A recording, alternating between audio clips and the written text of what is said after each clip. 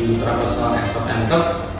Di sini kita akan belajar mengenai pemeriksaan GCS ya teman-teman, atau Glasgow Coma Scale, yang bertujuan untuk mengecek kesadaran pasien ya, apakah kesadaran pasien ini dalam kondisi koma atau sadar.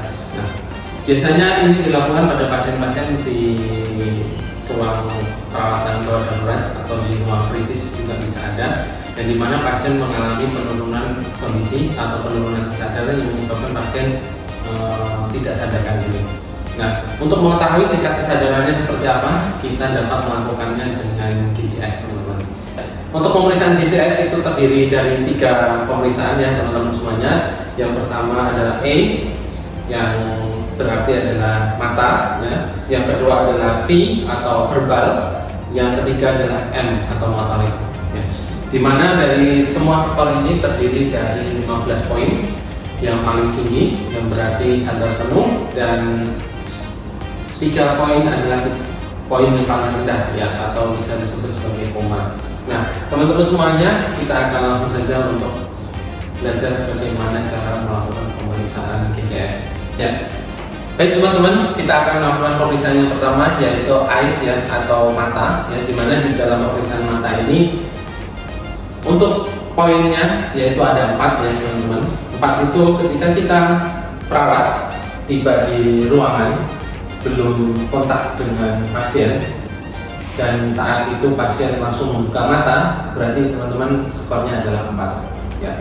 Sekarang kita tiba di sini, posisi pasien sudah membuka mata, berarti poinnya adalah 4. Baik. Untuk yang kedua, untuk poin yang pemeriksaan kedua, yang pertama yaitu kita mendekat ke pasien. Kita coba panggil namanya ya. Bapak bisa buka matanya ya. Ya. Kalau dalam ketika kita datang itu pasien menutup mata dan kita tanya, Bapak bisa buka matanya atau Ibu bisa buka matanya, dan kemudian pasien membuka mata, berarti skornya adalah 3. Yang selanjutnya yaitu eyes yang berikutnya. Ketika kita datang, posisi pasien masih menutup mata, kita akan coba rangsang dengan verbal ya teman-teman. Teman-teman bisa melakukan panggilan kepada pasien dan juga perintah untuk membuka mata.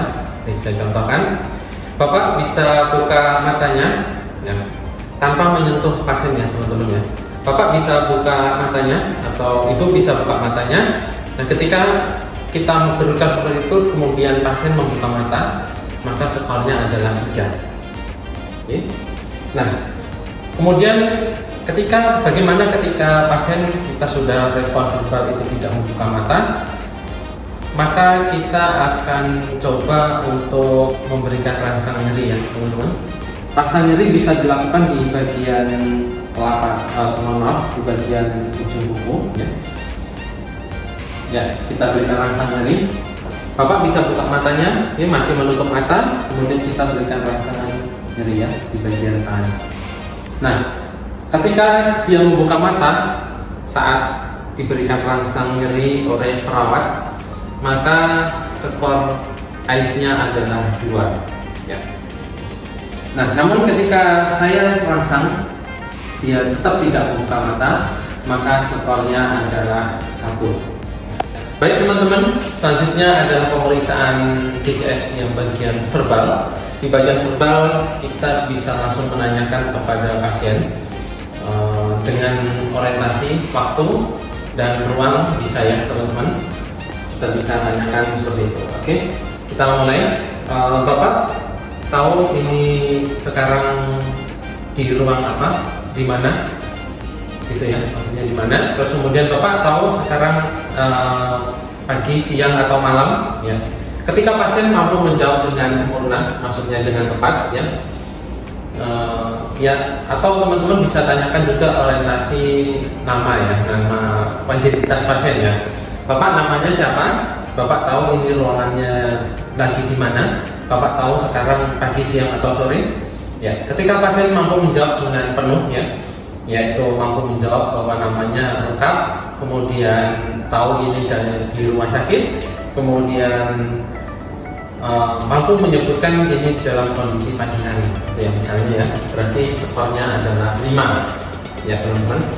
Baik, ketika kita memberikan pertanyaan yang sama, namun pasien menjawab dengan jawaban yang hanya kata-kata ya, kata-kata yang tidak nyambung istilahnya, atau disorientasi ya, dia lupa dengan namanya atau menjawab dengan jawaban yang berbeda dari pertanyaan saya, maka skornya adalah 4 ya teman-teman. Nah, kemudian ketika saya tanya ya, kemudian pasien hanya menjawab kata-kata ya, misalnya dengan mengeluh sakit, kemudian atau kata-kata yang tidak jelas ya, maka skornya adalah 3 teman-teman ya. Oke, kemudian ketika kami perawat menanyakan pertanyaan yang sama, namun pasien hanya mengeluarkan suara mendesah ya, atau suara-suara menggerang ya, kayak gitu, berarti skornya adalah 2 ya teman-teman.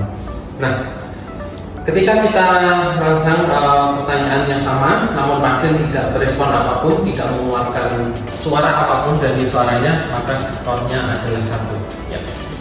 Itu adalah pemeriksaan verbal ya. Pastikan teman-teman bisa membedakan antara poin 1 dengan yang lainnya. Oke, selanjutnya kita akan melakukan pemeriksaan motorik ya teman-teman. Motorik ini skornya ada 6, yang dimana kita harus mengecek kondisi ekstremitas pasien. Ya, ini ya teman-teman. Oke, sekarang yang pertama kita akan berikan perintah ya teman-teman. Berikan perintah yang jelas. Minta pasien untuk mengangkat tangan maupun kaki, dan tangannya juga harus jelas kanan atau kiri ya. Oke, kita mulai teman-teman untuk melakukan pemeriksaannya. Yang pertama yaitu bapak atau ibu bisa angkat tangan kanannya ya. Ketika pasien mampu mengikuti perintah ya, bisa mengangkat tangan, maka skornya adalah 6. Kita coba, jangan lupa teman-teman juga coba untuk bisa tanyakan juga ke kaki kanan maupun kaki yang kiri gitu. Oke, kemudian teman-teman semuanya, kita lanjut ke berikutnya. Kalau kita perintahkan pasien untuk mengangkat tangan tapi pasien tetap tidak bisa mengangkat tangan, maka kita akan coba lakukan rangsang nyeri ya teman-teman. Oke, rangsang nyeri bisa teman-teman lakukan seperti yang tadi, dengan menekan pada bagian kuku, kemudian atau pada bagian dada ya, bisa. Oke, di sini saya akan mencontohkan di bagian kuku ya. Ketika kita rangsang nyeri ya teman-teman, dan pasien ini melokalisir nyeri ya. Melokalisir itu ibaratnya menjangkau bagian yang nyeri ya. Misalnya kita bagian rangsang di bagian tangan sini, terus kemudian pasien mencoba untuk menepisnya. Nah, itu berarti skornya adalah 5 ya teman-teman. Kemudian ketika kita rangsang nyeri, kemudian respon pasien adalah menjauhi ya. Menjauhi itu ibaratnya seperti menepis ya teman-teman ya. Menepis seperti ini, atau ketika kita rangsang nyeri dia menepis, menjauhi ya, menjauhi lokasi nyeri, berarti skornya adalah 4 teman-teman. Nah, kemudian kalau skornya 3, itu adalah posisi respon dari ketika kita rangsang nyeri pasien adalah fleksi abnormal ya. Fleksi abnormal itu seperti ini ya. Ketika kita rangsang nyeri dia mengarah seperti ini atau begini ya. Dia fleksi ya, atau mengarah ke dalam badan, maka itu disebut sebagai skornya adalah 3 ya teman-teman. Nah, untuk yang 2 yaitu ketika dia melakukan ekstensi abnormal ya. Ekstensi abnormal itu posisinya seperti ini ya, atau ketika kita rangsang nyeri di bagian tangan, posisinya langsung seperti ini ya, atau menjauhi lokasi nyerinya. Nah, itu skornya adalah 2. Nah, untuk yang ketika kita rangsang nyeri pasien tidak berespon apapun, maka skornya adalah 1 ya, gitu. Nah, ini adalah pemeriksaan GCS teman-teman. Semoga bermanfaat dan bisa menambah ilmu buat teman-teman semuanya. Demikian yang dapat saya sampaikan dari pemeriksaan GCS. Semoga bermanfaat. Saya akhiri, wassalamualaikum warahmatullahi wabarakatuh.